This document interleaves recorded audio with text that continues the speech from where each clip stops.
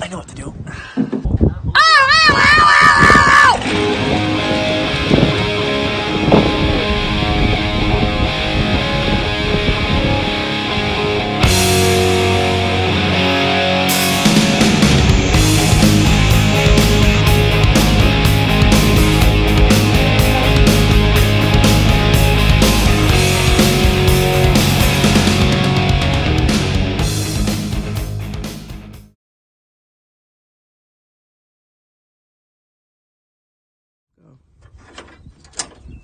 We're going to try it with a new battery.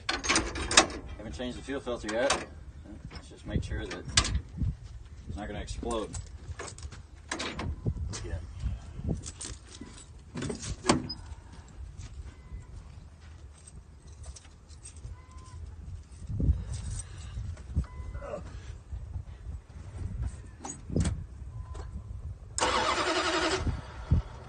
It turns over great. Yeah.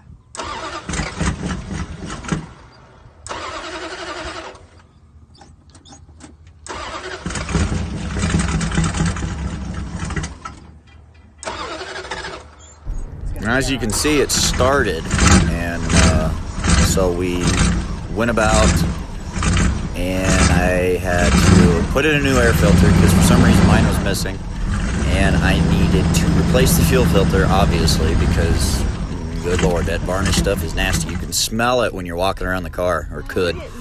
So it was first decided that we'll need to go ahead and replace the fuel filter, obviously, and the air filter needed to be put in, which was done on the first day.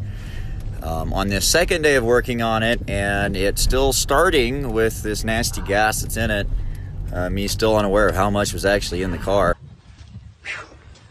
Installed without the blood again. Ugh. We shall see what we shall see. If it'll start and run good enough for me. Maybe. I don't know. We'll see. Oh boy. New fuel filter. New battery. And away we go.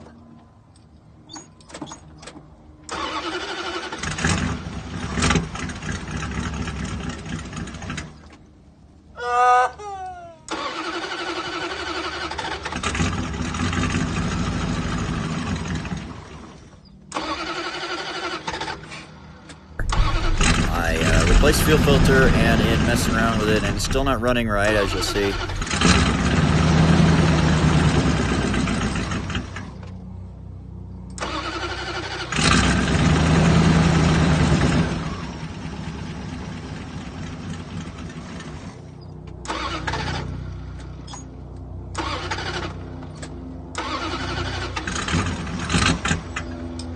I had to replace the distributor cap. Distributor cap was literally corroded through. I don't know how it happened, but it did.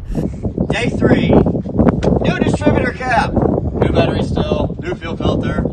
And I had help from my wonderful kids installing it.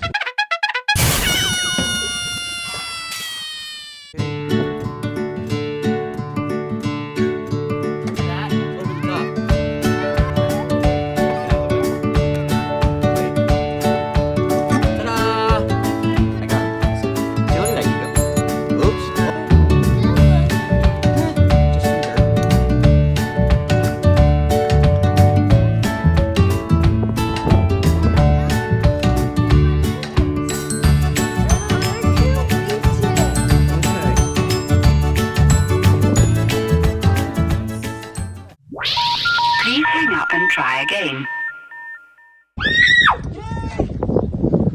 Now, do we think it'll run? Amen! Hey!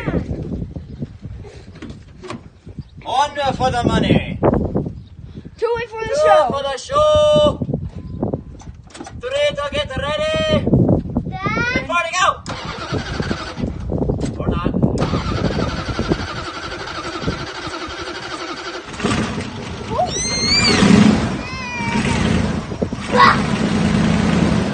And Dad is going down!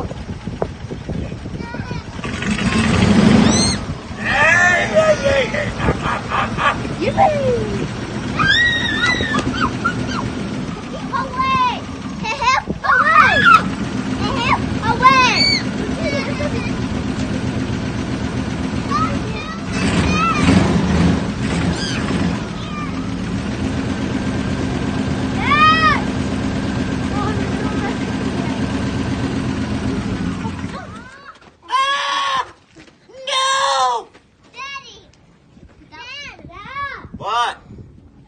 so I had to replace the distributor cap. Did that, and it still wouldn't run right.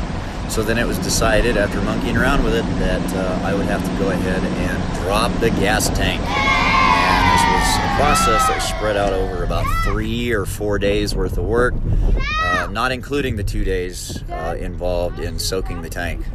So this is the process that I took to replace the fuel filter. And here's how Sissy Bear helps Daddy fix his car.